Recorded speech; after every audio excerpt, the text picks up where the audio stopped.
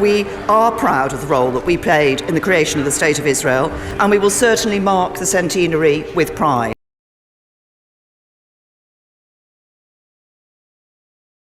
These 68 words were a historic promise given to the early Zionist movement by the British government for the establishment in Palestine of a national home for the Jewish people.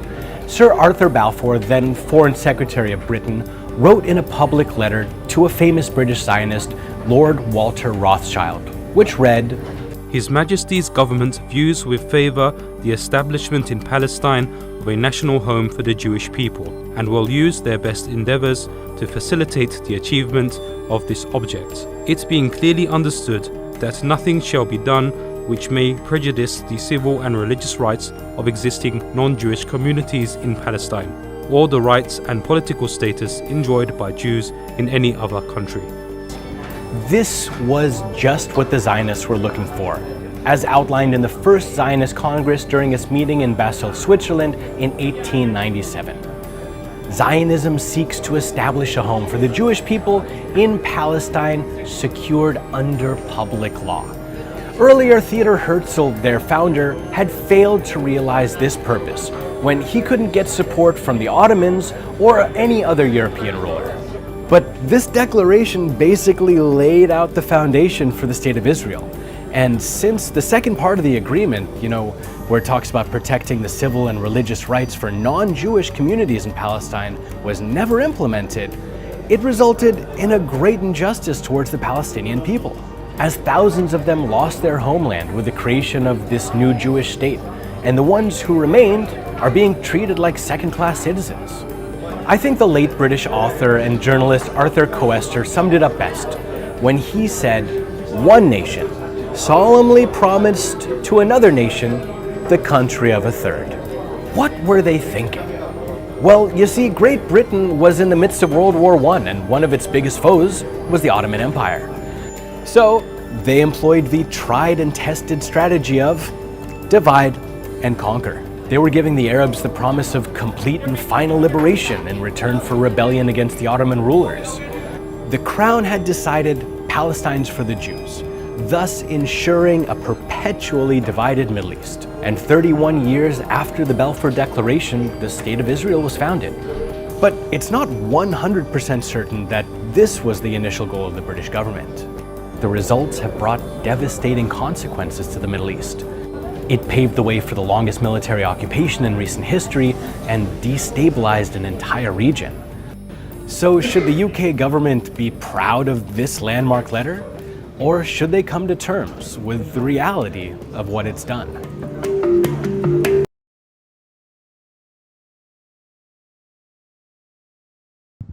I'm here in Buckinghamshire at Waddesdon Manor to speak with the fourth Lord Rothschild about the Balfour Declaration, what it means for Britain, for the Jewish people and the Rothschild family. The Foreign Office, November the 2nd, 1917. Dear Lord Rothschild, I have much pleasure in conveying to you, on behalf of His Majesty's Government, the following declaration of sympathy with Jewish Zionist aspirations, which has been submitted to and approved by the Cabinet.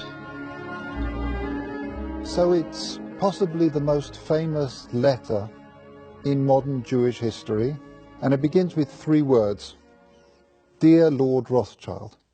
Why was it that this letter was sent by the Foreign Secretary to your great-uncle Walter? It's an interesting question because he was really interested in ornithology, although he became interested in Zionism. I think the reason was this, that it was primarily a movement from Eastern Europe, but they didn't clarify who was in charge of that movement. And in addition, it was after all in Great Britain. So they felt that the Rothschild family should be the one to whom it was addressed. And Walter was Lord Rothschild, and he was a Zionist. And those really are the background reasons. So Walter received the Balfour Declaration, and I have a copy here, and I wonder if I could possibly ask you to read it for us. Yes, indeed. Yeah. I'm going to put on my spectacles to make sure I read it accurately. His Majesty's Government view with favour the establishment of Palestine as a national home for the Jewish people, and will use their best endeavours to facilitate the achievement of this object, it being clearly understood that nothing shall be done which may prejudice the civil and religious rights of existing non-Jewish communities in Palestine, or the rights and political status enjoyed by Jews in any other country. I should be grateful if you would bring this declaration to the knowledge of the Zionist Federation. Yours, Arthur Balfour. And here it is, the Balfour Declaration. What do you feel when you see it here? I genuinely feel it's one of the most extraordinary moments in the history of the Jewish people. If you think it took 3,000 years to get to this. And of course, the Rothschild family, then as now, filled two roles, because it wasn't just a leader of diaspora Jewry, it also played a very significant role in the early years of the establishment of the pioneer communities in Israel as well. I just want to revisit for a moment your cousin Dorothy, who you mentioned, who at an extraordinarily young age, still in her teens, played such a critical role as a go-between and a facilitator for Chaim Weizmann. Can you say a little bit about that? Well, she married my cousin Jimmy when she was 17.